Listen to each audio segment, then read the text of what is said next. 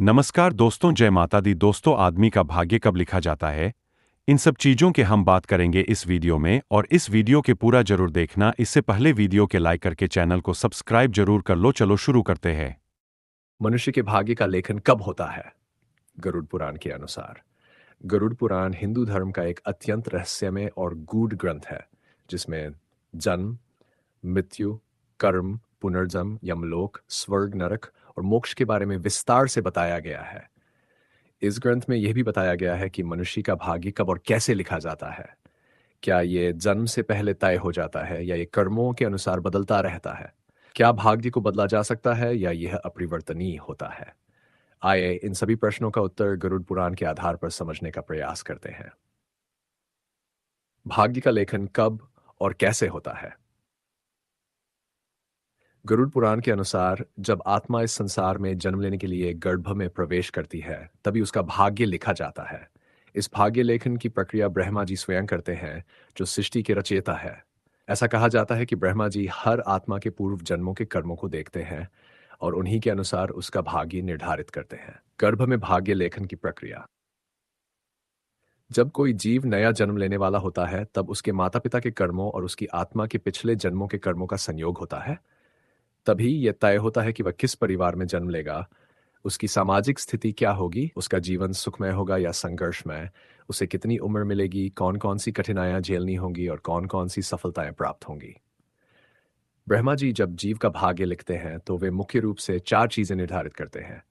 आयु, काल, व्यक्ति कितने वर्षों तक जीवित रहेगा। दा, कर्म, अच्छे बुरे कार्य, कौन कौन से अच्छे या बुरे कर्म उसे करने हैं। धन, वैभव, संपत्ति, उसके पास कितना धन संपत्ति होगी। फोर, सुख दुख अनुभव, जीवन में उसे कितनी खुशियां और कितने कष्ट मिलने वाले हैं। यह सब कुछ ब्रह्मा जी जीव के मस्तक पर लिख देते हैं।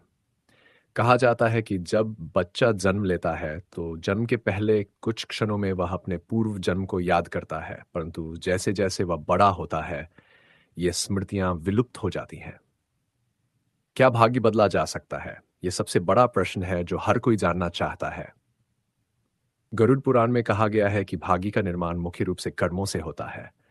हालांकि कुछ चीजें पूर्व जन्मों के कर्मों के अनुसार तय हो जाती है, लेकिन मनुष्य के पास यह शक्ति होती है कि वह अपने वर्तमान कर्मों से अपने भाग्य को बदल सकता है। कर्मों के अनुसार भाग्य परिवर्तन। अच्छे कर्म, यदि व्यक्ति सत्य, धर्म, दान, सेवा और भक्ति के मार्ग पर चलता है, तो उसका बुरा भाग्य भी शुभ फल देने लगता है। बुरे कर्म, यदि व्यक्ति अधर्म, पाप, चोरी, झूठ, अन्याय और अहंकार में डूब जाता है, तो उसका अच्छा भाग्य भी नष्ट हो सकता है। गर्भ में जीव को क्या अनुभव होता है? गरुड़ पुराण में यह भी वर्णित है कि जब आत्मा गर्भ में होती है, तो उसे अपने पिछले जन्मों की पूरी याद होती है। वह अपने सभी अच्छे बुरे कर्मों को देखती है और भगवान से प्रार्थना करती है कि उसे इस जन्म में अच्छे कर्म करने का अवसर मिले। लेकिन जैसे ही जन्म होता है, वह सब भूल जाता है और माया के प्रभाव में आ जाता है। यही कारण है कि मनुष्य को अपने जीवन में सच्चे मार्ग को पहचानने के लिए सद्गुरु, धर्मग्रंथों और सत्संग का सहारा लेना पड़ता है। मृत्यु और कर्मों का लेखा जोखा। जब मनुष्य का जीवन समाप्त होता है, तब उसके अच्छे और बुरे कर्मों का पूरा हिसाब यमराज के दूतों द्वारा रखा जाता है। गरुड़ पुराण में विस्तार से बताया गया है कि मृत्यु के बाद आत्मा किस प्रकार यमलोक की यात्रा करती है और वहां पर चित्रगुप्त उसके कर्मों का लेखा जोखा प्रस्तुत करते हैं। 1. यदि व्यक्ति ने अच्छे कर्म किए होते हैं, तो उसे स्वर्ग में स्थान मिलता है। यदि उसके कर्म मिश्रित होते हैं, तो उसे पुनर्जन्म लेकर अपने अधूरे कर्मों को पूरा करना होता है।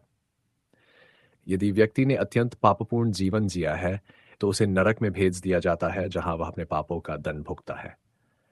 भाग्य, कर्म और भगवान की भक्ति। गरुड़ पुराण यह स्पष्ट करता है कि भाग्य और कर्मों का गहरा संबंध होता है, लेकिन इसके साथ ही यह भी बताया गया है कि यदि कोई व्यक्ति भगवान की सच्चे हृदय से भक्ति करता है, तो उसके जीवन की कठिनाइयां कम हो सकती है। सत्कर्म और भक्ति। यदि व्यक्ति नियमित रूप से भक्ति, जप तप और दान करता है, तो उसका बुरा भाग्य भी सुधर सकता है। 2. सत्संग और ध्यान। यदि व्यक्ति धर्म ग्रंथों का अध्ययन करे और सत्संग में जाए, तो उसे अपने जीवन के सही उद्देश्य का ज्ञान होता है। संयम और संतोष। गरुड़ पुराण ये भी कहता है कि जो व्यक्ति लालच, क्रोध और अहंकार से दूर रहता है, उसका जीवन सुखमय बनता है। निष्कर्ष: गरुड़ पुराण के अनुसार मनुष्य का भाग्य उसके पूर्व जन्मों के कर्मों के आधार पर ब्रह्मा जी द्वारा लिखा जाता है, लेकिन यह पूरी तरह स्थायी नहीं होता। वर्तमान जीवन के कर्मों के माध्यम से इसे बदला या सुधारा जा सकता है। अच्छे कर्म, भगवान की भक्ति, सेवा और परोपकार से बुरा भाग्य भी सुधर सकता है और जीवन का उद्धार संभव है। अतः हमें सदा धर्म के मार्ग पर चलकर सत्कर्म करने चाहिए, जिससे हमारा भविष्य उज्जवल और मंगलमय बने। तो इस वीडियो से आपको जरा सा भी सीख मिला हो तो हमारे इस चैनल को सब्सक्राइब करें और वीडियो के लाइक करें और अपने दोस्त में शेयर भी जरूर करें। ऐसे इंटरेस्ट वीडियो देखने के लिए हमारे इस चैनल से जुड़े रहे।